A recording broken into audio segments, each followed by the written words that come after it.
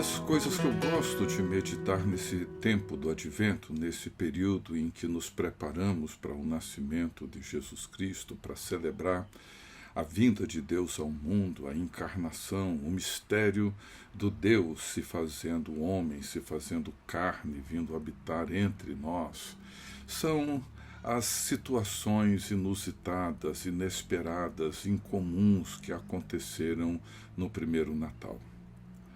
Situações que deixaram as pessoas assustadas, amedrontadas, confusas, porque nunca nada igual havia acontecido, como nada igual aconteceu depois. Os eventos que marcaram o primeiro Natal são simplesmente impressionantes. Isso desperta muito o meu desejo de meditar e considerar esses eventos, como Maria fez diante de tanta coisa que estava acontecendo com ela, nela e através dela. Ela se silenciou, ela meditava todas aquelas coisas que ela ouvia, ela meditava sobre elas no seu coração, ainda jovem e de certa forma assustado. Para mim, o Natal traz consigo esse mistério. E quando eu falo mistério, eu não falo de uma coisa simplesmente incrível. Não, eu falo de alguma coisa que a nossa razão encontra dificuldade para compreender.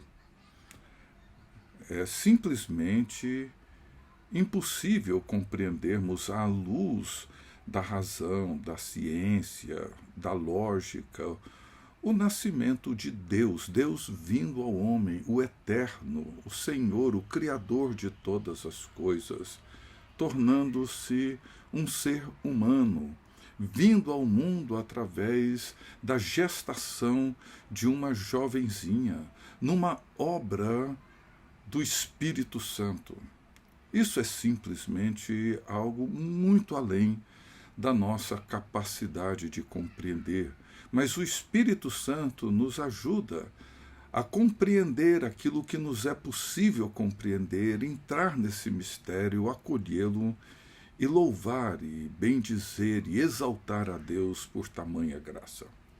E dentro desses eventos que marcaram o primeiro Natal, um que me chama muita atenção é a afirmação que aparece nos evangelhos de Mateus e de Lucas. Não temas, não tenha medo. Aparece 4 vezes essa expressão vindo da boca de anjos. Anjos, dentro de todo esse cenário inusitado, incomum, único na história, eles convidam os personagens do Natal a não terem medo. E esse é um sentimento, é uma realidade que envolve todos nós diante de situações sobre as quais nós não temos controle, situações que desconhecemos o seu desenrolar, situações que nós não sabemos de onde vêm, nem para onde elas irão nos levar. Isso tudo são experiências humanas onde nós nos vemos amedrontados, inseguros, ansiosos, preocupados.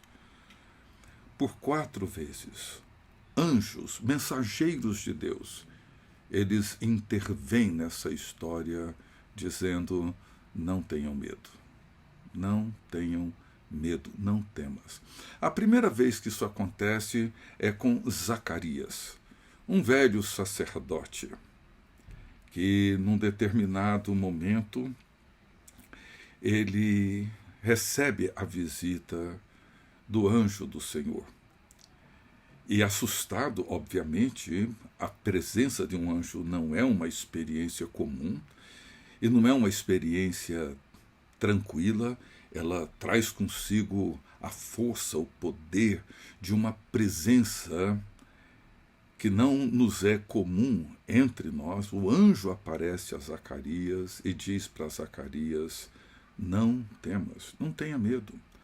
E o que eu acho belíssimo nessa declaração é o anjo do Senhor dizendo para Zacarias: as suas orações foram ouvidas.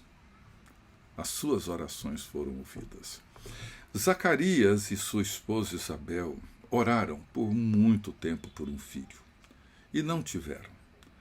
Ter um filho, principalmente ali no primeiro século, para aquela cultura, era muito importante. Muito importante. Ter um descendente, ter um herdeiro.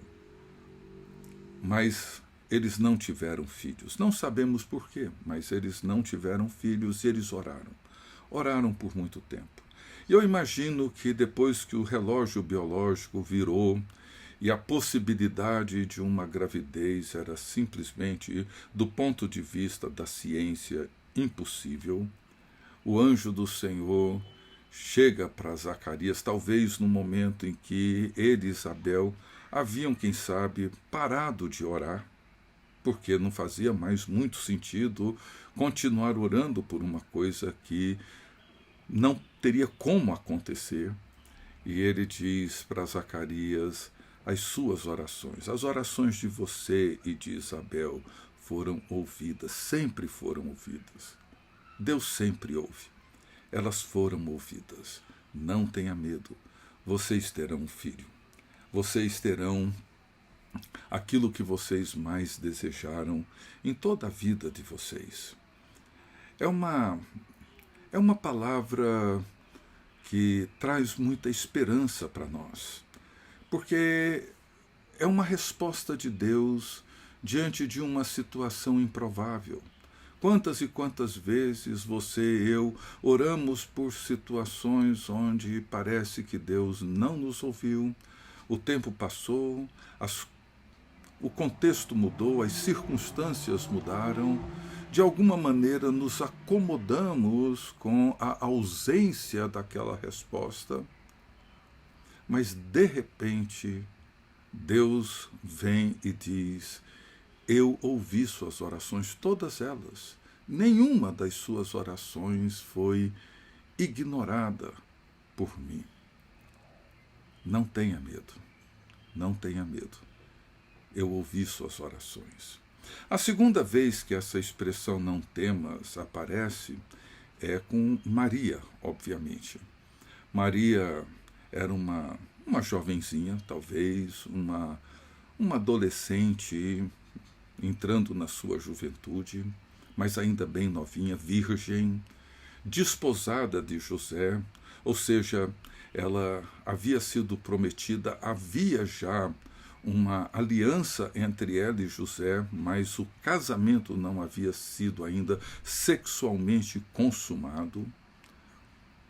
E ela então recebe uma visita do anjo do Senhor e, como Zacarias, ela fica assustadíssima. Ela recebe aquela visita inesperada e fica inquieta, assustada. Mas o anjo do Senhor a acalma, dizendo: Maria, não temas, não tenha medo, porque você encontrou graça diante de Deus. Você encontrou graça diante de Deus. Eis que conceberás e darás à luz a um filho, o Filho do Altíssimo. O Espírito Santo a envolverá e você conceberá e terá um filho. Gente, que coisa impressionante, coisa impressionante. Uma menina, virgem ainda, concebendo o Filho do Altíssimo, pelo poder do Espírito Santo. E o anjo do Senhor se aproxima dela, mas veja o que o anjo diz.